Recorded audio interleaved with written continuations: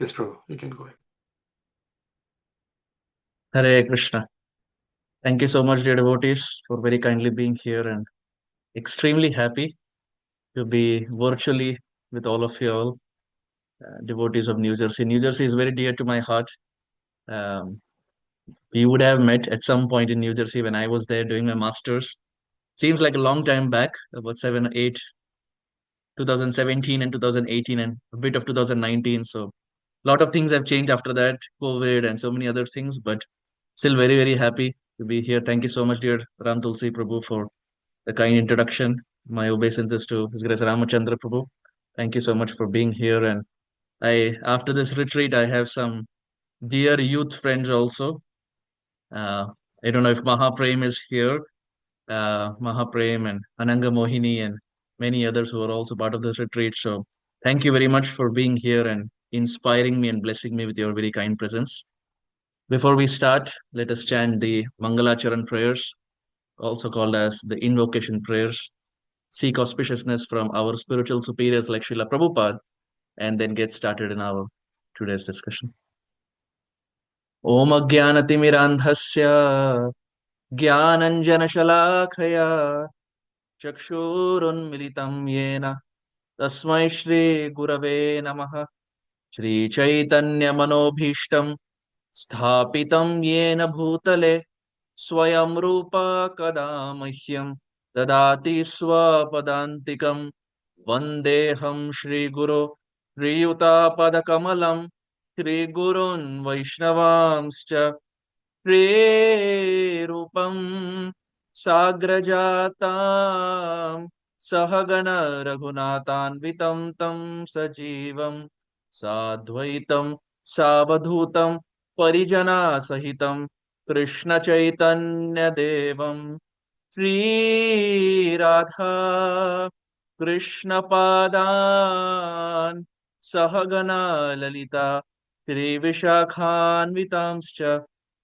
He Krishna Karuna Sindhu Deenabandho Jagatpate Gopesha Gopika Kanta Radha Kanta Namostute Tapta Kanchana Gaurange Shri Radhe Vrindavaneshwari Vrishabhanustute Devi Pranamami Haripriye Vanchakalpatarubhyascha Kripa Sindhubhya eva cha Patitanam Pavanebhyo Vaishnavebhyo Namo Namaha Nama Om Vishnupadaya Krishna Presthaya Bhutale Srimate Bhaktivedanta Swamine Tinamine Namaste Saraswati Deve Gauravani Pracharine निर्विशेष शून्यवादी पाश्चात्य देश तारिणे जय श्री कृष्ण चैतन्य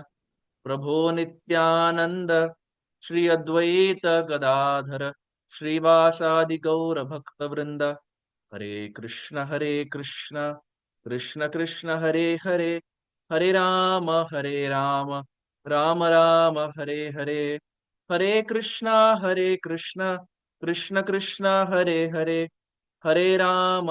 राम राम राम हरे हरे कृष्ण कृष्ण कृष्ण हरे राम राम राम हरे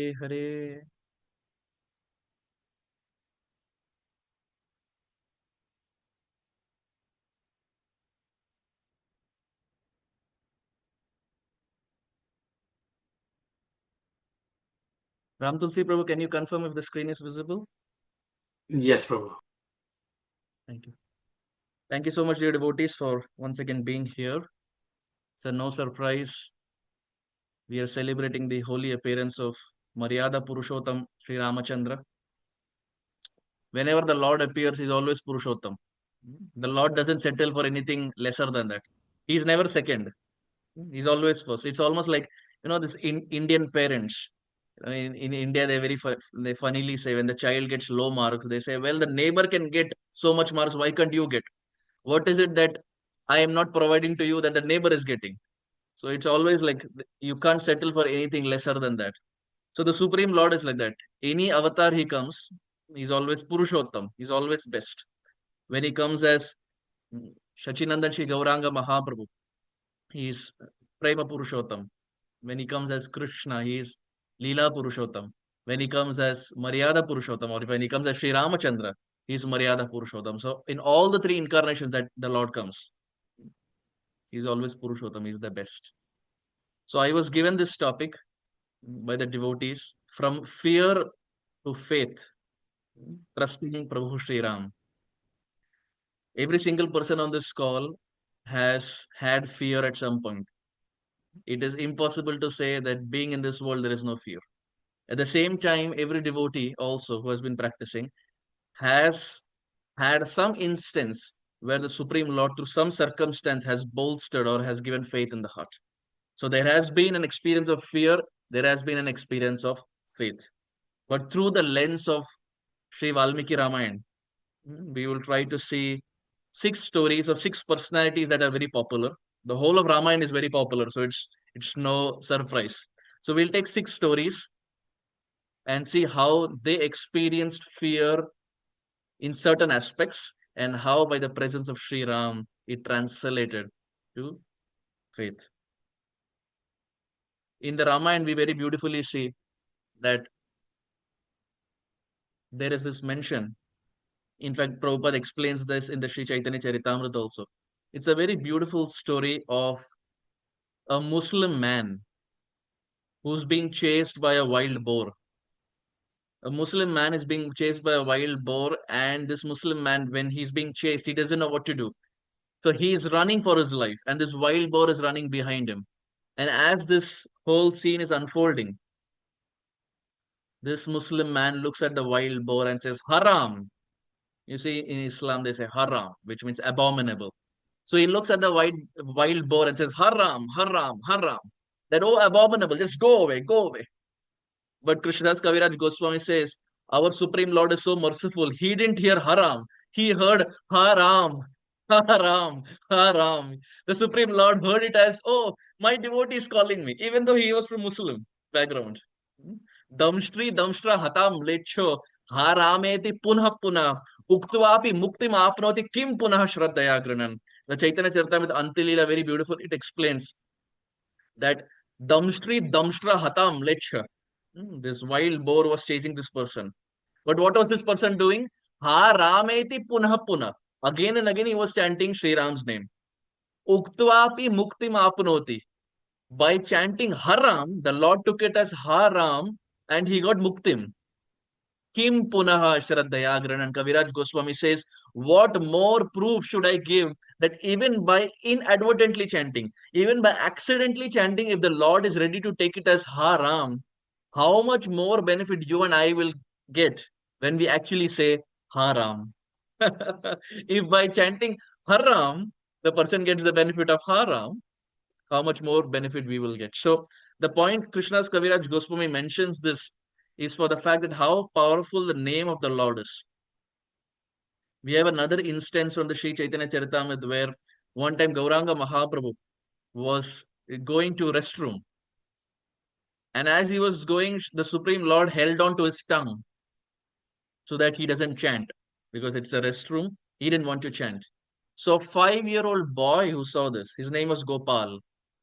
He looked at Chaitanya Mahaprabhu and says, my dear Lord, what are you doing? So Chaitanya Mahaprabhu says, oh, it's the restroom. I shouldn't be chanting.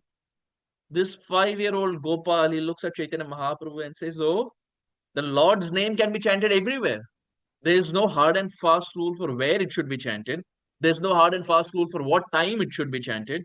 It can be chanted by anyone at any place at any time, including a restroom. Sri Chaitanya Mahaprabhu, who gave the holy name to the whole world, he was being instructed by this 5-year-old Gopal. And Sri Chaitanya Mahaprabhu loved it so much that Mahaprabhu placed Gopal on his lap. And Mahaprabhu said, you're not just Gopal. From this day onwards, you're my guru. And after that, this 5-year-old Gopal ends up becoming the great Gopal Guru Goswami, one of the revered acharyas in our Gaudiya Sampradaya. So again, what is the point? This name of the Supreme Lord is such, it can be chanted by person of any faith, male, female, Indian, American, small child, adult, old person, at any time of the day, including a restroom, as Sri Chaitanya Mahaprabhu demonstrated. But what is the connection that we find in the pastimes of Ramayana to the holy name? It's very interesting that Valmiki, as we know, in his past, before he met Narad Muni, was Ratnakar. In India, they say Ratnakar Daku. He was a thief. And long story short, we all know the story how he meets Shripad Narad Muni. And after meeting Shripad Narad Muni, there's a complete transformation where he's not able to chant Ram Ram, but Narad Muni gives it as Mara Mara, which eventually translates to Ram Ram Ram Ram Ram. But it's very fascinating that Ratnakar, who was constantly chanting these names of the Supreme Lord Sri Ram, there was an ant hill that was formed over his body. He was so engrossed in chanting Nam of Prabhu Sri Ram that there was ant hill formed all over his body. And that ant hill in Sanskrit is called Valmikam. And that personality who was born from the ant hill is Valmiki. So it's very fascinating that the Ramayana also starts with the name of the Supreme Lord. What to speak of Chaitanya Charitamrita, what to speak of Bhagavatam, even the Ramayana, the seed for Ramayana started with a thief who became purified by the name of Prabhu Sri Ram. So the whole of Srimad Bhagavatam, it's filled with examples where the name of the Supreme Lord has been glorified. The Chaitanya Charitamrita is, from start to end, it is simply a glorification of the name of the Supreme Lord. And likewise, we see even the Ramayana, it starts with the name of Prabhu Sri Ram. So in the beginning, we see this Ramayana, it starts with a question. It starts with a fundamental question that every sincere spiritual seeker ideally starts his spiritual journey with. Even in our journey of Krishna consciousness, when we came to ISKCON for the very first day, when we went to the Sunday feast for the very first day, we would have had questions. Who is Srila Prabhupada? Who is Gaur Nitai? And the devotee would have said, oh, Gaur Nitai, not different from Krishna Balram. That's the first reason we would have heard. So when we also joined, we had questions. Spiritual life, spiritual journey starts with question. And this Ramayana very beautifully starts with a question that Valmiki asked Narad Muni. Konuvasmin sampradam loke gunavan kascha viryavan dharmagyasya kritagyasya satyavakyo dridavratah. Valmiki is asking Shripad Narad Muni, this is Balkand, the start of Ramayana. Who in this world today is endowed with good qualities and is also heroic? Who is a knower of dharma, who is grateful, who is truthful in speech, and is firm in his vow? ऐसे कोई व्यक्ति है क्या? Is there a person who has all these qualities? Because in this world we see someone may be truthful but may not be strong. Someone may be strong and truthful but may not be grateful. Someone may have all that but may not be heroic. Someone may have other four but may not have a strong vow. You will never find a person who is having all these qualities in full. And this is precisely what we tell about Krishna also, that Krishna has six opulences in full. Aishwaryasya, Samagrasya, Viryasya, Yashasya, Striyaha, Jnana, Vairagyam. Six qualities that Bhagavan has in full. So Valmiki Muni is asking this question that, my dear Narad Muni, you told me to chant the name of Mara, Mara, Mara, etc. But I have a question. Is there a personality who is having all these qualities present in this world? And Shripad Narad Muni says yes. That personality is present and he goes by the name Ram. Ram means he who gives happiness, he who delights others. Ramante yogino anante satyananda chidatmani. The word Ram is such, even the yogis who sit at one place and meditate, closing their eyes, Sri Ram provides happiness even to them. So this is significant. This start of Ramayana is significant for the fact that it demonstrates or signifies our life. A sincere seeker in contact with Guru Tattva, the whole world will always be benefited. Arjuna is a sincere seeker. Krishna represents Guru Tattva. The world got benefited because of Bhagavad Gita, their conversation. Parikshit Maharaj, a sincere seeker. Shukadev Goswami, Guru Tattva. The world got benefited by Srimad Bhagavatam. Srila Rupa Goswami, Sanatan Goswami, etc. Sincere seekers. Sri Chaitanya Mahaprabhu Guru Tattva, the world got benefited by Rup Siksha, Sanatan Siksha, etc. Valmiki Muni, sincere seeker. Shripad Narad Muni, Guru Tattva, the world got benefited by Ramayana. So spiritual life always begins with two personalities. It's never a monologue. It's always a dialogue with one sincere seeker asking a question and one highly elevated spiritual personality answering. And this is precisely what Krishna mentions in the Bhagavad Gita also. Tadvidi pranipatena pariprashnena sevaya upadakshanti te jnanam jnaninas tattvadarshana.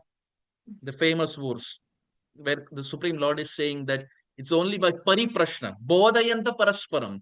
It's only by asking questions and hearing right answers in line with Shastra. Someone can walk on this path of Krishna consciousness.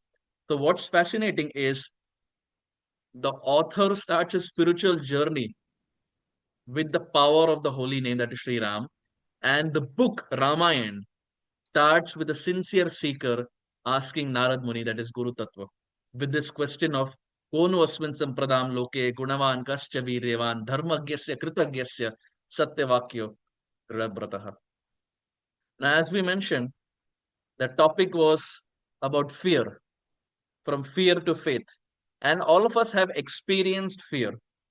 But if we see from the lens of Shastra, the 11th canto of the Srimad Bhagavatam very beautifully explains what is the root cause of this fear. How does fear even arise? The Bhagavatam says, Bhayam dvitiyad bhiniveshatasyad ishadapetasya viparyayo smritihi tanmayayato buddha abhajetam bhaktiyekayesham gurudevatatma. Canto 11, chapter 2, text 37, Srimad Bhagavatam. Srila Shukadev Goswami says, Bhayam. Bhayam means fear. Like we say, Bhay. Bhay lagna. Bhayam is fear. Dvitiya means second. Like we say, Dvitiya, Tritiya, etc. Bhayam is fear. Dvitiya means second. Abhinivesh means the mind absorbed. Srila Shukadev Goswami says, fear arises when the mind is absorbed on the second. Now, what is second? Second means anything of this world. Any topic of this world is counted as second. So what is first? Krishna. Krishna Katha, Krishna's devotees count as first. Srila Shukadev Goswami says, Bhayam dvitiyad abhinivesha tasyad, when the mind is absorbed on the second, which means when the mind is not absorbed on Krishna, fear arises. It's like sometimes with the youth, I do this simple exercise. If for a second, if we close our eyes, of course, I can't see the devotees, but for those who are there, if for a second we close our eyes and let's imagine we are a tomato, forget where we are, forget New Jersey, just imagine you're a tomato. Close your eyes and just imagine you're a tomato. Okay. The moment you imagine a tomato, what happens? Every time you see a spoon, every time you see a fork, every time you see a knife, there is fear in the heart, correct? Maybe the knife will go inside out. Maybe the fork will pierce me. Maybe the spoon will take a portion out of me. But when you open your eyes, now let's imagine you open your eyes. When you open your eyes and bounce back to reality, that wait a minute, you're not a tomato, you're a human being. Now, does the same fork make you afraid? No. Does the same spoon make you afraid? No. What changed? It's the same fork, it's the same spoon. What changed? The reality changed. Earlier, we were misidentifying ourselves as a tomato. When we misidentify ourselves as a tomato, fear arises. But now when we bounced back to reality that, wait a minute, I'm not a tomato, I'm a human being, fear went away. This is what primarily Shukadev Goswami says. The first reason of fear arising is ahankar, false identification with a temporary body. When you identified as a tomato, there was fear. When you identified as a human, there was no more fear. So fear arises why? Because of false identification. First reason. Second, Srila Shukadev Goswami says, Ishad apetasya viparyo asmritihi, or vismriti. The second reason for fear arising in the life of the devotee or in the life of anyone is vismriti, forgetfulness. Forgetfulness of Bhagavan, forgetfulness of God. when we forget our eternal relationship with Prabhu Sri Ram, because of that, there is false identification with the temporary body. And these two reasons, Shukadev Goswami in the 11th canto says, is the strongest and the only reason for fear arising in the heart. So the first two lines of this verse are the problem statement. Why fear arises? What is the root cause of fear? And the last two lines are the solution. Shukadev Goswami doesn't present problem statement. He also gives a solution. And what's the solution? Tanmayato Buddha abhajetam bhaktiyai yesham gurudevatatma. Srila Shukadev Goswami says the solution to this is to worship the Supreme Lord Krishna and to worship his dear devotee, that is the spiritual master, as glorious as Bhagavan. To worship Sri Guru on the same level as that of Bhagavan. How much to worship him? Guru Devatatma. To consider one's Guru or one's spiritual master as his life and soul. Guru Devatatma. Srila Shukadev Goswami says, considering Guru as Guru Devatatma and worshipping the Supreme Lord as Bhagavan, these are the two solutions to drive away fear. So what is the root cause of fear? Vismriti and false identification. What is the solution to fear? Worshipping the Supreme Lord Bhagavan, whether it is Sri Ramachandra, Sri Krishna Chandra, or whether Gaura Chandra, however a heart is inclined. And second, to worship one Sri Guru as one's life and soul, Guru Devatatma. We see in the life of so many devotees, this point is seen that if we see the 7th canto of the Srimad Bhagavatam, because right after Ram Navami, the next big festival is Narsingha Chaturdashi. And in the pastimes of Supreme Lord Nrsimhadev, we very nicely see that Prahlad Maharaj was one such personality who had so many instances where he could get afraid. Our life is not as precarious as Prahlad Maharaj, dear devotees. Our life is not as dangerous as Prahlad Maharaj. Prahlad Maharaj's father, Hiranyakashipu, his only duty was to kill his son Prahlad. It's not that Hiranyakashipu was doing some 9 to 5 IT job and in the spare time he was making plans to kill his son. His only duty, his one-pointed Ekeham Kuru Nandana, one-pointed focus was to kill his son. But there is not even a single instance where Prahlad got afraid. In the whole of 7th canto, we see Prahlad never got afraid. It's not that he didn't have the circumstance to get afraid. He had the circumstance. But because his consciousness was so much absorbed in the Supreme Lord Vishnu, that circumstance didn't really matter anything. Like, for example, Shastra very beautifully explains that when Prahlad Maharaj was put in a pit of snakes, Prahlad Maharaj said, what is there to be afraid of these snakes? This pit of snakes? Oh, it is the bed of my father. Because Vishnu sleeps on Ananta Shesh. And Prahlad Maharaj says, this is the sleeping place of my father. And which child will be afraid of the sleeping place of his father? Hiranyakashipu was thinking, my goodness, what Krishna consciousness is this? This was a practical demonstration of bhakti. When Prahlad was put, when with Holika, he was tried to kill in fire. Prahlad Maharaj says, what is there to be afraid of fire? This fire, it is the mouth of my father. Why? Because Vishnu, we put Ahuti in Yagya, and that is considered, the Yagya Kund is considered the mouth of Vishnu.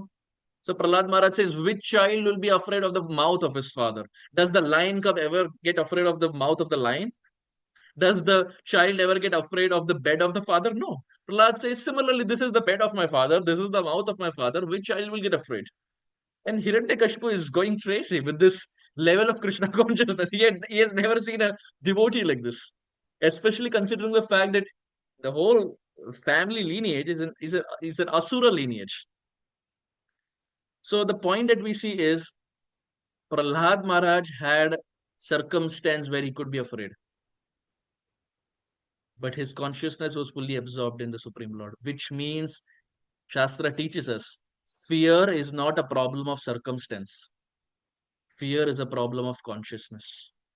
When the mind is dvitiya abhinivesh, when the mind is absorbed in the second, fear arises. I'll give one more example. When Aghasur came to Vrindavan, some of Krishna's friends wanted to enter the mouth of Aghasur because they thought it's a wonderful cave. It's a new cave that we have not seen. Maybe Brahmaji just created a cave overnight. So some of these friends wanted to go inside. So One of these friends, he looked at this cave, which was the mouth of Aghasur, and he said, "What if this is a demon? What if this is a demon?" And the other friend said, "Even if it's a demon, what happened? Bakari is standing right there, killer of Bakasur. Bakari is standing right there. He will come and protect us. Let's just go inside." So again, the same point. The friends of Krishna, they had a situation, they had a circumstance where they could be afraid. But because their consciousness was fully absorbed in Bakari, that is Shyamasundar Shri Krishna, they still entered inside the mouth of Aghasur and Krishna protected. Which means time and again it is seen fear is not a problem of circumstance. It's a problem of consciousness. Like in Hindi they say, bas nazariye ki hai baat. It's only a question of perspective. So this is why our very beautiful Gaudiya Vaishnava Acharyas, they say how to drive away fear. What's the best way to drive away fear? Bhajahu re mana Shri Nandanandana Abhaya Charanara Vindare. Abhaya Charanara Vindare. Fear can be completely dispelled. How? Bhaja Hore Mana. Oh, my dear mind. For many lifetimes you have not worshipped Krishna. For many lifetimes you have not worshipped Sri Ram. Now take this opportunity. After so many lifetimes, you have got a human birth where you have got the cherished opportunity to perform bhakti, to perform bhajan. Now take this opportunity to worship the Supreme Lord, Prabhu Sri Ram. And by doing this, Sri Nanda Nandana Abhaya Charanara Vindare, the lotus feet of the Supreme Lord grants fearlessness. So, bhakti unto the Supreme Lord is the only solution. So, in this verse, we very beautifully see of the 11th canto. The first two lines talk about fear, the last two lines talk about solution. Prabhu Sri Ram makes a very bold statement. In the Ramayana, we see, as far as fear is concerned, Prabhu Sri Ram, he says, Sakrit eva prapanno yas tavasmiti sayachate abhayam sarvada tasmai dadami etad vratam mama. This is from the Valmiki Ramayana Yuddha Khanda, chapter 18, text 33. And interestingly, this translation is by our Srila Prabhupada. Why? Because in the Chaitanya Charitamrita also, in the Madhya Lila, chapter 22, this same verse has been quoted. So we find a translation of Srila Prabhupada there. What is Sri Ram saying? It is my vow that if one only once seriously surrenders unto me, saying, My dear Lord, from this day I am yours, and prays to me for courage, I shall immediately award courage to that person, and he will always remain safe from that time on. So, all that the devotee has to do is just go to the Supreme Lord on the day of Ram Navami, and not just on the day of Ram Navami, on every other day, and say, My dear Lord, for many lifetimes I have forgotten you. For many lifetimes I have been away from you. But this one lifetime, I am completely giving to you. And Sri Ramachandra, he doesn't say multiple times the devotee has to come. Sakrit eva. If even once the devotee comes and says, My dear Lord, aaj se hum aapke. From this day onwards, I am yours. Abhayam sarvada tasmai dadami etad vratam mama. Sri Ram says, I provide or I grant fearlessness to that devotee. To which devotee? To he who comes and says, My dear Lord, I am yours. Dadami etad vratam mama. Vrata. The Lord says, I've taken this vrat. And Sri Ram's vrat is not like our vrat. When we take vrat, we oftentimes take a vrat and we forget. Like, for example, if it's the month of Kartik, on the start of Kartik, devotees take a vrat. Whole month, I will not eat oily food. I will not eat sweets. I will get up for Mangalarti. I will chant 32 rounds, and so on and so forth. And for the first 1 week, we are enthused. We are very energetic. And by the time the Bhishma Panchak is approaching, all the determination that we had at the start, it all kind of goes down. It's almost like on the 1st of January, everyone takes an oath that I will join the gym.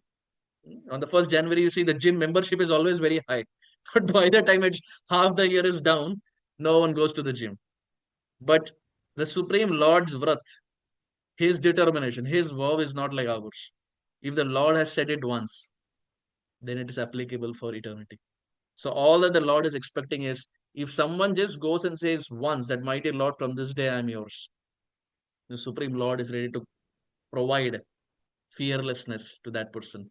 In the Chaitanya Charitamrita also very beautifully, Krishna's Kaviraj Goswami says, "Krishna tomar hai jadi bale ek bar, maya band hoite Krishna tare kare par." Kaviraj Goswami says, "Krishna tumar hai jadi bole ek bar." If someone ekabar once says what? "Krishna tumar hai, my dear Lord Krishna, from this day I am yours." If someone says this even once, what happens? Maya banda haite. That person who has been bound by Maya for lifetimes together. Krishna tare kare par. Krishna will make sure he crosses the ocean of repeated birth and death. It is Krishna's promise. So in Chaitanya Charitamrita, we see Krishna is making this promise. In Valmiki Ramayana, Prabhu Sri Ram is making the promise. What is the promise? If someone even once goes to the Lord and says, "My dear Lord, from this day I am yours," the Lord is ready to accept and embrace that personality, irrespective of whatever the person has done in the past, whatever the faults the person has. All that the living entity has to do is just go to the Lord sincerely, in a humble mood, and say, "My dear Lord, Ami tumara das.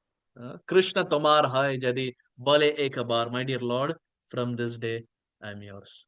So what is Sri Ram teaching us? The foundation of all fearlessness is these three principles. Sakrit eva, even if once the person says. Second, sarva bhutebhyo. It is applicable for everyone. It's not restricted to people of one country. It's applicable to everyone of all race, creed, gender, etc. And tad vratam mama. The Lord says, "This is my vow." No, we see there's one famous video of Srila Prabhupada, which has gone viral and many devotees would have seen it, where one disciple is asking Srila Prabhupada that, "Prabhupada, we have done sinful activities for so many lifetimes. Can we counteract that in one lifetime?" And Srila Prabhupada, even before the question ends, Prabhupada, like a lion, he roars, he says, "1 minute." Prabhupada says 1 minute. That's a famous video. Srila Prabhupada says 1 minute. You can counteract the sins of all lifetimes in 1 minute. Why? Because Prabhupada quotes there, "Sarva dharman parityajya mam ekam." Again the word ekam. "Mam ekam sharanam braja aham tvam sarva papebhyo mokshayishyami ma shucha." Prabhupada quotes this and says how Krishna is saying that someone surrenders to the Lord completely, wholeheartedly. Krishna takes a promise that all the sinful activities he or she has done is completely taken away. So the same point Sri Ram here is saying, the foundation of all fearlessness, to dispel fear, to drive away fear, is Sakrit eva prapannayas tavasmi iti sa yachade abhayam sarvada tasmai dadami etad vratam mama. It is the Lord's supreme guarantee. And now we see in the pastimes of Prabhu Sri Ram, there are many, many personalities who had fear in different instances. Up until now, we discussed philosophy. Last 30 minutes, we have been discussing philosophy. The next amount of time that we have, we'll try to see some pastimes that are there in Shastra. The foremost personality is Vibhishan. Vibhishan, as we all know, is the younger brother of Ravan. And Ravan being a demon, Vibhishan was born in a family of Asuras. He was raised in the modern day Sri Lanka. So three brothers, Ravan, Kumbhakarna, and Vibhishan. Ravan is demoniac. Kumbhakarnan is demoniac, at the same time tamasic, because he loved to sleep for more than six months. But on the flip side, Vibhishan was very different. Even though born in a family of demons, was very, very devotional, just like Prahlad Maharaj. Born in a family of demons, but very devotional. Now, these examples are very rare. In the present day Kali Yuga, it is very, very rare. Most often, a personality becomes a devotee in the association of devotees. It is very rare that he or she is surrounded by those who are non-devotees and they go on to become a very great devotee. It is very, very rare. Exceptions are there, but most often we find these examples only in the pages of Shastra. For people like all of us, we need the association of devotees. We need Sadhu Sangha. We need this Wednesday Sangha. We need the association of devotees so that by hearing and chanting about the Lord, the faith in the heart can be nourished, can be bolstered. But Vibhishan was such a personality. He was born in a family of demons, was raised in Sri Lanka. But it's very interesting for the fact that even after so many ifs and buts, he was still a very dear devotee of Sri Ram. So many times Vibhishan told Ravana to return Mother Sita. He counseled Vibhishan so many times that return Mother Sita. Sri Ram is Bhagavan. He is the Supreme Lord. Don't kidnap the wife of the Supreme Lord. It will only bring your own downfall. But Ravana, for who he was, he did not take any advice. But the point is, Vibhishan, even while he was in Lanka, was a very dear devotee of Sri Ram. One time, Ravana got the news that Vibhishan in his whole room has written the name of Ram.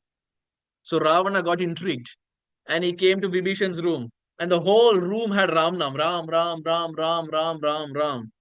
When Ravana saw this, he got angry and he looked at Vibhishan and said, "What kind of brother are you? You have written the name of my enemy everywhere. What kind of brother are you?" Vibhishan said, "No, no, no, no, no. It is not. This is not what you see. Here, Ram doesn't mean Sri Ram. Here, Ram has a different meaning." Ravan said, "Acha, what is the meaning?" Vibhishan said, "Here, Ra stands for Ravan.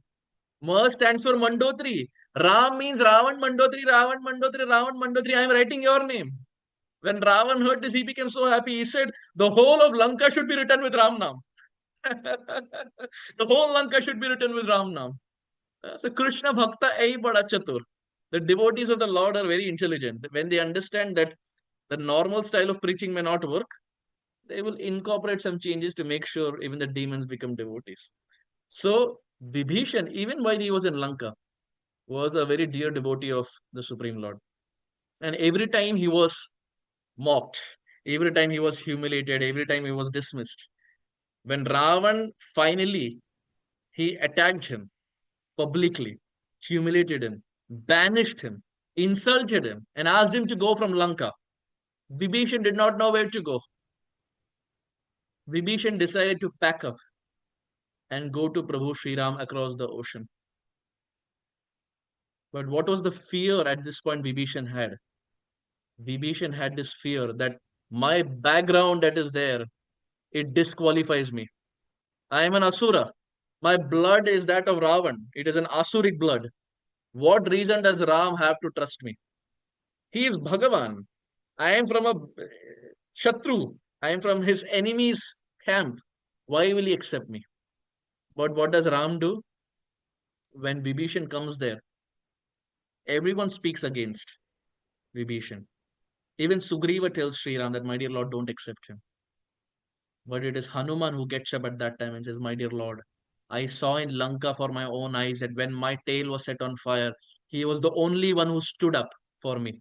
He was the only one who counseled Ravan by saying, 'Don't do this. This is not how you treat a messenger.'"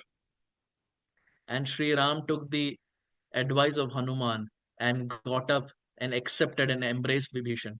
Even though he was from the enemy's camp, even though all the other Vanara soldiers who were there, the monkeys who were there, they spoke against Vibhishan, Ram accepted.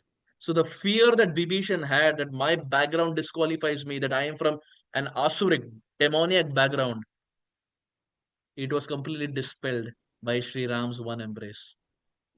Dosho yadyapi tasya syat sahi me sharanam gatah name bhakta pranashyati iti proktam puramaya. The Supreme Lord says, even if there are faults in him, he has taken my shelter. My devotee never perishes. This I have declared from the start. So it's very fascinating that Sri Ram, all that the Supreme Lord sees is sincerity. Sincerity of our surrender. He doesn't see where we are coming from. He didn't see the lineage of Vibhishan. For any normal person, they would have not accepted Vibhishan because he was coming from the enemy's camp.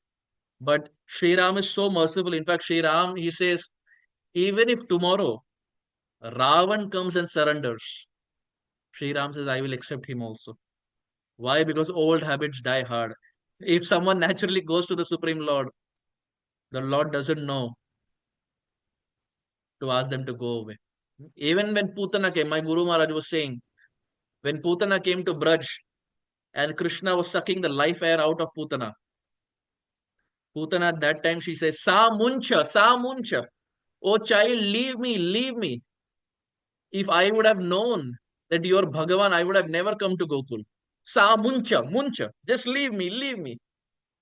My Guru Maharaj in Hindi, he was saying, क्या करे भगवान पकड़ना जानते हैं भगवान छोड़ना नहीं जानते the supreme lord knows to hold on to the devotee.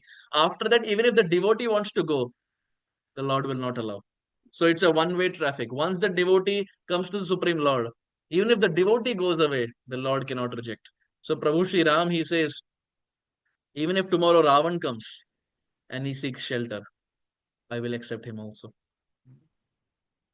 Very beautifully, Shri Ram, he says in the Valmiki Ramayana, it is written, Agatam Sharanam Drishtva Vibhishanam Mahavratam Abhyagachat Raghu Sreshto Bhrataram Iva Dukhitam. Seeing Vibhishan, who had come for surrender, who had come for refuge, Abhyagachat Raghu Sreshto, he who is the fountainhead of the Raghu dynasty, that is Maryada Purushottam Ramachandra, he gets up and goes and embraces Vibhishan as if he's embracing his younger brother. Brataram iva dukkhitam. As if his younger brother was suffering, Sri Ram goes and embraces. So the point here is, whatever our background is, even if you're coming from a demon's background, Sri Ram is ready to accept. Vyadasya charanam dhruvasya chavayor vidya gajendrasya ka kubjayat kimunam rupam adhikam kim tat sudham no dhanam वंश किम विदुरस्य यादव पते उग्रस्य का पौरुषा भक्त्या तुष्यति केवलम न च गुणैर भक्तिम प्रियो Madhav. Shri Rupa Goswami in Padyavali says, if age is the criteria to get Krishna, how did Dhruv Maharaj get Krishna? How did Prahlad get Krishna? Vidya Gajendrasya ka, if knowledge is the criteria to get Krishna, how did four-legged elephant Gajendra get Krishna? Kubja, if beauty is the criteria to get Krishna, how did Kubja get the Supreme Lord? Dhanam, if money, wealth is the criteria to get the Supreme Lord, how did Sudama get Krishna? Vamsha kim vidurasya Yadava pate, if Vamsha, family lineage, heritage is the criteria to get Krishna, how did Vidura get Krishna? How did Vibhishan get Ram? Family lineage. Bhaktya tushyati kevalam nacha gunair bhaktim priyo Madhava. Madhava likes only one thing. Ramachandra likes only one thing. That is bhakti. Bhaktim priyo Madhava. भगवान को केवल भक्ति पसंद है. Bhakti plus anything adds value. So Vibhishan had this fear that his background disqualified him, and Sri Ram went and accepted and embraced him. The second personality that we have is the pastime of Ahalya. As the famous story goes, Ahalya was created by Brahmaji. Brahma is called Vidhata. He creates everyone. He was created with Brahmaji so much so that she was the most beautiful in all the three worlds. She was called Ahalya. Why? Because Halya means impurification. And Ahalya, someone who doesn't have any impurity, someone who doesn't have any imperfection, which means someone who is perfect. It's a negation. Ahalya. She was the most beautiful. And by Brahmaji's kripa, by Brahmaji's mercy, she was married to Gautama Rishi. And as the story unfolds, not getting into the details, but as the story unfolds, Indra got attracted to Ahalya. And Indra left his upper planets and came down. And when Gautam Rishi was not around, he disguised himself as a sage and went to meet Ahalya. And when Gautam Rishi eventually got to know, he cursed Ahalya to become a stone. Someone who couldn't move, someone who couldn't talk, someone who couldn't express feelings, someone who couldn't speak for herself, someone who couldn't justify herself. Gautam Rishi cursed her to become stone. He also cursed Indra, but in our story here, he cursed Ahalya. And Indra is such a personality that we see throughout Shastra. Indra teaches by example how not to be. Throughout Bhagavatam, there are personalities who teach you how to be. Then there is Indra who teaches you how not to be. In the fourth canto, Indra runs away with Prithu Maharaj's horse. Imagine there is a Ashwamedha Yagya. The most important element is the horse. Indra is so insecure that Prithu Maharaj has already done 99 Yagyas. If he finishes 100, positions will topple. Then he will become the next Indra. And then where am I supposed to go? So, in order to make sure he doesn't do the 100th Yagya, Indra shamelessly runs away with the horse. Canto 4. Canto 6. He tries to kill Vritrasur. Vritrasur, who's chanting verses for devotional service. Indra is sitting on his neck, trying to chop off his head. 7th canto, he tries to kill Kayadu, the mother of Prahlad Maharaj. 10th canto, he tries to destroy the residents of Vrindavan. So Indra is a personality who time and again teaches how not to be. Every canto goes by, but he is the same personality. So when we study Shastra, we see the pattern of these personalities and we understand from them that these are the personalities whom we should not try to emulate, who try to attack the devotees, who try to kill the devotees, so on and so forth. One time Krishna was there in Dwaraka and Krishna was sitting with Rukmini. And as Krishna was sitting with Rukmini, Krishna started smiling. So Rukmini asked Krishna, what happened? Why are you smiling? And Krishna points to an ant. One ant was going and Krishna points to the ant. And Krishna tells Rukmini, this ant has become Indra 14 times in the past, but still the desire for sense gratification has not gone. Krishna says, this ant has become Indra 14 times in the past, but still the desire for sense gratification has not gone. And Krishna sees this and starts smiling, which means we understand that Krishna consciousness or bhakti is like walking on a razor's edge. We can never be puffed up and proud that, oh, now I have become devotee. Now I'm initiated. Now I'm twice initiated. Indra is Devaraj, but even he can make mistakes. So Krishna consciousness is walking on a slippery path, walking on a razor's edge. At all times, at all circumstances, a devotee has to be very, very vigilant. But here we see Indra, he comes and disguises himself as a sage to meet Ahalya. And now Ahalya is cursed to become a stone. So what is the fear that Ahalya has? Ahalya had this fear that she is permanently broken because you're a stone. She felt she's completely broken. She's too fallen. And I've been a stone for thousands of years. Probably everyone has forgotten me. Who would remember? Some random stone, who would remember? But Gautam Rishi, at the same time, when he cursed, he had also blessed that in the future, a personality by the name Sri Ram will come. And when his lotus feet dust touches upon you, you will regain your form. So, what was the fear Ahalya had? That there is no scope to get back to human birth. Sri Ram eventually we see when he's walking with Lakshman and Vishwamitra Muni. Vishwamitra Muni points to a hermitage. And as Ram is entering inside the hermitage, the lotus feet of Prabhu Sri Ram touches on this stone after thousands of years. And this stone turns back to an even more beautiful form than what Ahalya had. Satu Rama Padam Sprishtva Vidhuta Kalmasha Sati Swam Vapu Dharayamasa Deva Deva Prabhujitam. Touched by the lotus feet of Sri Ram, she was freed from all sin. The noble woman regained her own luminous form, one worshipped even by the Devatas. So the teaching here is no one is very fallen for the mercy of the Supreme Lord. How much ever fallen we are, the Lord's mercy goes one step lower than that to protect us. Vidhuta kalmasha. All the sin that we have done is everything completely taken away. So this is very, very hope giving that in spite of n number of mistakes that we do or whatever our past is, the Supreme Lord is still ready to accept. So Vibhishan had this fear of his background. Ahalya had the fear that she would never transform back from a stone. But in both examples, we see Sri Ram.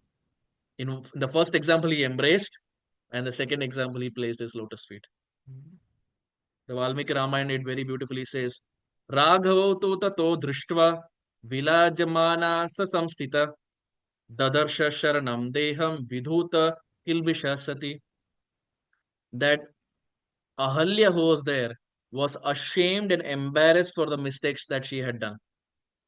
But when she finally saw the two sons of Raghu, that is Sri Ram and Lakshman, with her beautiful eyes after she had regained the form, all her sins that she had done for lifetimes together, all of them were destroyed in one fraction, just by the darshan of Sri Ram.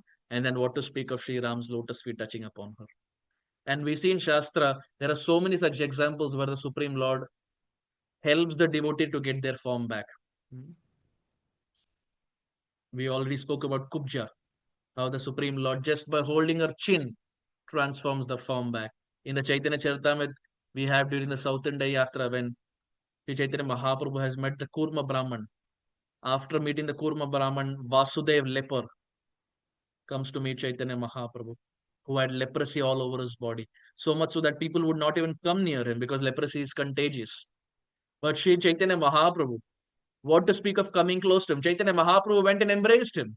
And Vasudev leper was trying to push Chaitanya Mahaprabhu away, but Chaitanya Mahaprabhu still went and embraced him. And after the embrace, Vasudev leper got his youthful, effulgent body back. So whether it is Ahalya who had become a stone, or Vasudev who had leprosy, or Kubja who was hunched back, in all the three examples we see, one is Ram, one is Krishna, one is Chaitanya Mahaprabhu. In all the three examples, it is the practical demonstration of mercy through touch. Through touch. Just by touch, the Supreme Lord changed their form. So the fear that Ahalya had, the Supreme Lord as Sri Ramachandra dispelled it away. The third example is that of Shabari. As we know, Shabari is known for giving kapita fruits. She would eat kapita fruits and she would give it to the Supreme Lord. And she was there in the ashram of her sage, Martanda Rishi, for many, many years. And when Martanda Rishi was leaving this world, Shabari asked him that, can I also come with you? You're anyway going back from back to Godhead, can I also come? And Martanda Rishi says, no. There will be a time when Sri Ram will come here. Please serve him. After that, you will be liberated. So Shabari, after her guru departed this world, had a constant fear that why will Sri Ram come here?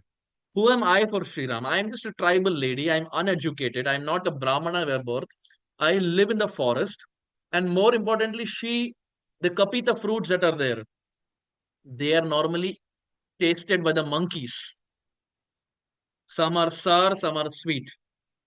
So Shabari would taste these fruits. The ones that are sour, she would keep them to the side. The ones that are sweet, she would keep them for the Lord. But Sri Ramachandra still came and accepted. The fear that she had that Lord will not accept me. He will not accept my offering. Prabhu Sri Ram personally comes and he tastes the Uchishta.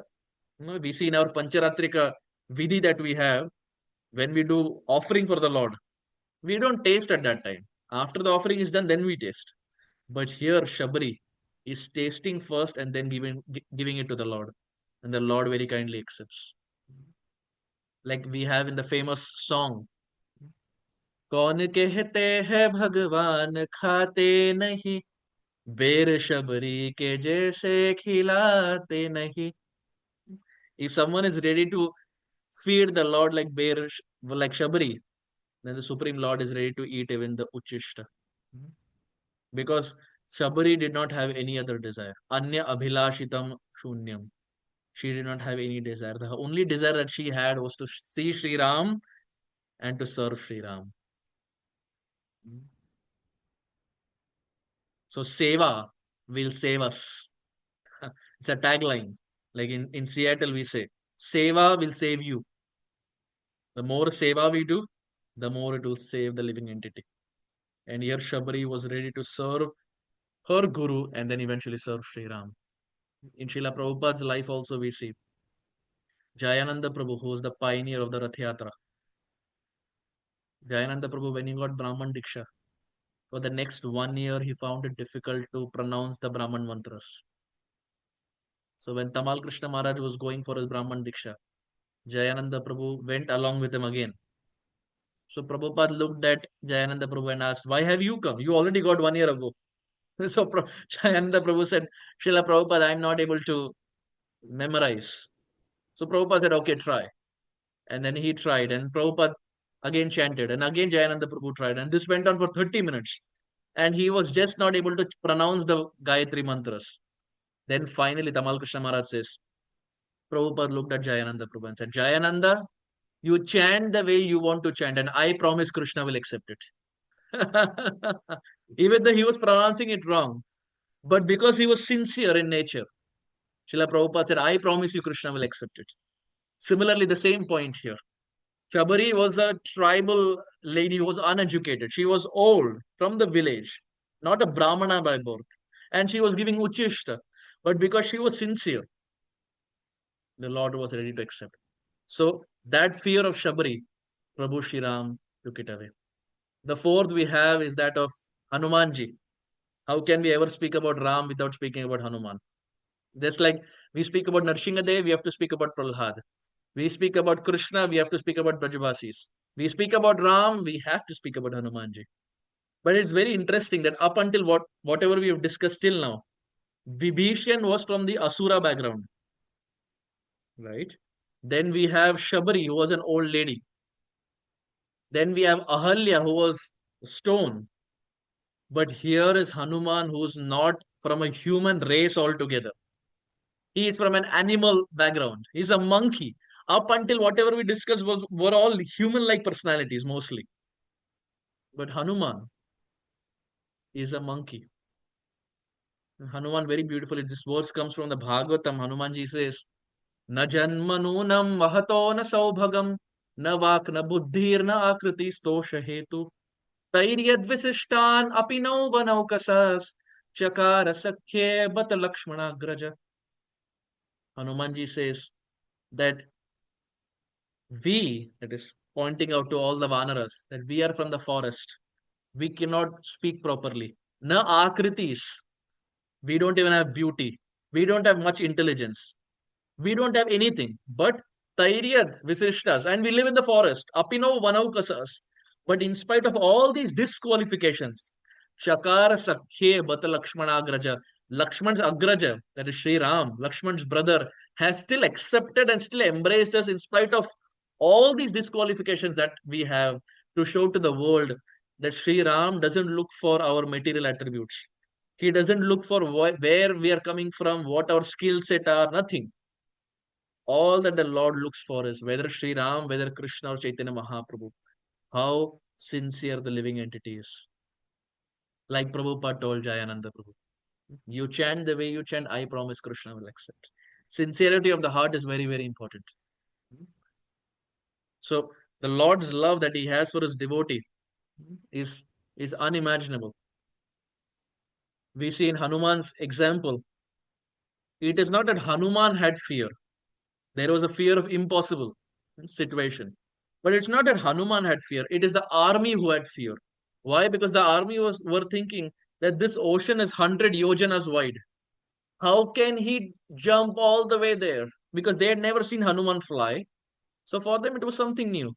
How can Hanuman fly all the way and then be incognito in Lanka and without any weapons, and then find one woman whom he has practically never seen in his life?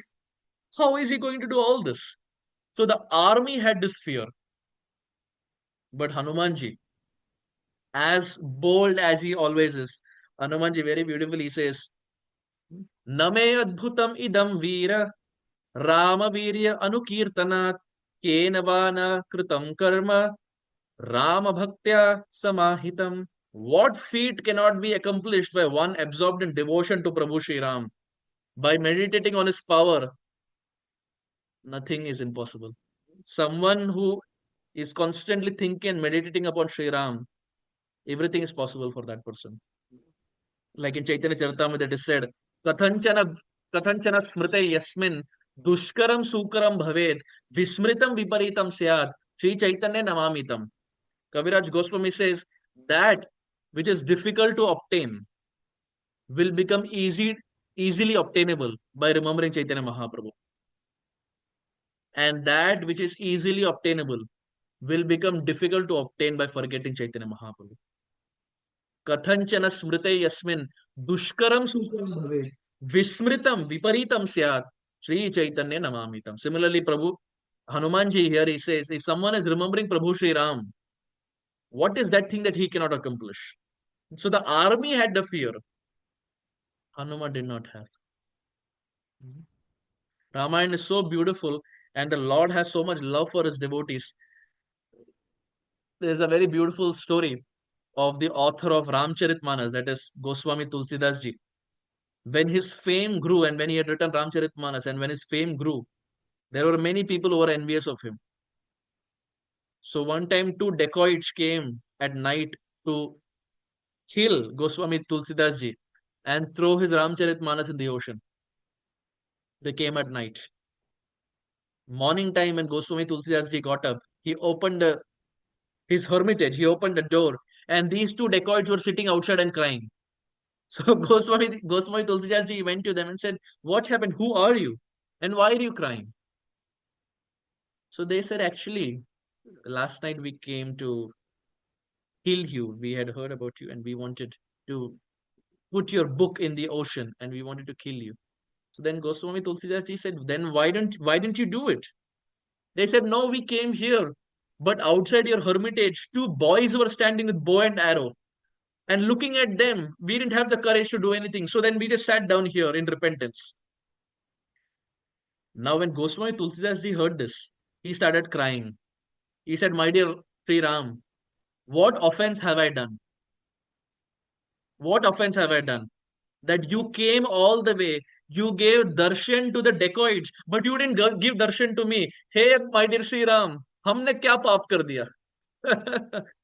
If we were there in that situation, we would be puffed up and proud that, look, for me, the Supreme Lord came. But Goswami Tulsidas started crying. He said, "My dear Lord, you came all the way and you gave darshan to the dacoits. Didn't give darshan to me. You came, but you stood facing opposite direction. What wrong did I do, my dear Lord?" So the Supreme Lord, Sri Ram, loves his devotee unconditionally. And likewise, the devotees love the Lord unconditionally. And finally, we have the last two stories. One is of Guha and one is of Bharat. As we know, Guha was from the fisherman class. He was a nishada. He was fisherman who would kill animals, he would kill fishes, etc. And that's how he would live his lifestyle. And because nishadas are not considered very high in category, the brahmanas normally don't interact with them because the nishadas they kill animals, they eat meat, so on and so forth. And brahmanas are brahman janati ti brahmana, someone who don't eat meat, who are not there around animals, etc. So the brahmanas would not associate with nishada class. So Guha had this fear when Ram was exiled. Guha had this fear that I am low birth, I am nishada, and there is a big gap between nishada class and he is Dasharath Nandan. He is the king. He is the son of Maharaj Dasharath. He is a big Kshatriya. And who am I? There's no comparison. कोई तालमेल ही नहीं है. So why will he accept me? So if you see, all these fears are subtle fears in the heart. And all these fears are centered around one thing. Why will the Lord accept me? In our case, when we practice bhakti, we're sometimes very confident that Lord will accept me. I have done so much chanting. I have done 16 rounds all my life. I get up in the Brahma Muhurta, etc. And we are always confident Lord will accept. But all these personalities who were so great, all of them were so humble, and they would always think, why will the Lord accept? Because my background is not a very high class background. But it's very interesting when Ram got exiled and he came to the banks of Ganga. He not only accepted Guha, but he embraced Guha. Something that was very difficult for the Brahmanas to even witness. Sri Ram accepted Guha, and Guha had come with fruits and water and other things. And Sri Ram had taken an oath at that time that he will not eat anything during his vanavas. He will fast. But when Guha offered all these things, Sri Ram just took a grass mat and he just took little water from Guha. teaching the world that even if Guha came from a very low background, because he loved Sri Ram very much, Sri Ram accepted him. Ram embraced Guha publicly, and when he returned victorious from Lanka, he embraced Guha before the assembly court of Ayodhya. Something that no one had ever done. It's very beautifully explained that Sri Ram wept when Jatayu left this world, and Ram also wept when he reunited with Guha after 14 years. So even if someone is from fisherman category, Sri Ram is ready to accept. And finally, the celebrated personality of Ramayana, Bharat. Bharat is almost like the unsung hero. All the time we talk about Sri Ram, Lakshman, etc. But the sacrifice that Bharat had to go through is very rarely spoken. When the whole Kai mantra, all the issue that had happened, and Ram was asked to leave the kingdom and go to exile for 14 years, and Bharat will become the king at that time. Bharat was not even around. Bharat had no idea all this had unfolded. When he came back and got to know the whole thing, Bharat had a fear that maybe Ram will also think that I am part of this conspiracy. Maybe Ram will also think that I on purpose was outside of Ayodhya so that I can instigate this conspiracy, so that I can become the king of Ayodhya. Bharat had that fear. So the moment Bharat gets to know, he walks to Chitrakoot to see Sri Ram. He doesn't go in horse. He walks to Chitrakoot and goes and meets Sri Ram. And when he speaks with Sri Ram consoles him that he cannot come back because Dasharath Maharaj has given the order. So Bharat is so intelligent that he accepts the Paduka of Prabhu Sri Ram. And those Padukas are kept on the throne for the next 14 years. And it is Sri Ram who's ruling it. And Bharat rules as an instrument in the service of Prabhu Sri Ram. This is our Gaudiya Sampradaya dear devotees. Ram was not physically present in Ayodhya, but his Padukas were ruling the whole place. Similarly, Bharat was attached or Bharat was connected to Sri Ram through the Padukas. Similarly, in our example, the whole of Gaudiya Sampradaya, from Srila Prabhupada to Prabhupada Saraswati Thakur, Gaur Kishodas Babaji, etc., all of them have physically departed, but all of them have kept their Padukas in this world in the form of their books, in the form of their devotees. And we, like Bharat, have the duty to get connected to those Padukas, which are the books. This is why Srila Prabhupada always said books are the basis. Those books in Kali are the Padukas of Sri Ram. And we should ideally develop this mood of Bharat where we can get connected to the Padukas of Sri Ram. I remember when I got married, His Holiness Srila Radhanath Swami Maharaj, he had given a class, and the class was primarily about Sri Ram and Mother Sita and how Grahasthas should ideally be like Prabhu Sri Ram and Mother Sita. And then after that was done, when I went to Maharaj, my wife and I, Srila Radhanath Swami Maharaj, he said, Sri Ram lived in Chitrakoot for a few years, but eventually he went back to Ayodhya, which was his home. And Maharaj looked at us and he said, Seattle is your Chitrakoot, GV is your home. which which which in turn meant that please return back to GV as soon as possible. He said, Seattle is your Chitrakoot, GV is your home. It's very sweet of him. So we see in this way all the six personalities that we discussed. What's the pattern that we see in all of them? We discussed Vibhishan, Ahalya, Shabari, Hanuman, Guha, Bharat. All of them had fear. When it was Vibhishan, it was his background that disqualified. Ahalya, she felt she's a stone and she's going to be a stone. Shabari, old lady, tribal lady, uneducated, etc. Too simple. Hanuman, his army primarily. Oh, this task is unimaginable. How can it be done?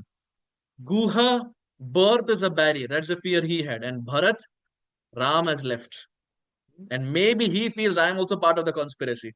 Bhai bhai mein jhagda. But we in all the six examples we see, Sri Ram accepted them unconditionally and uplifted them.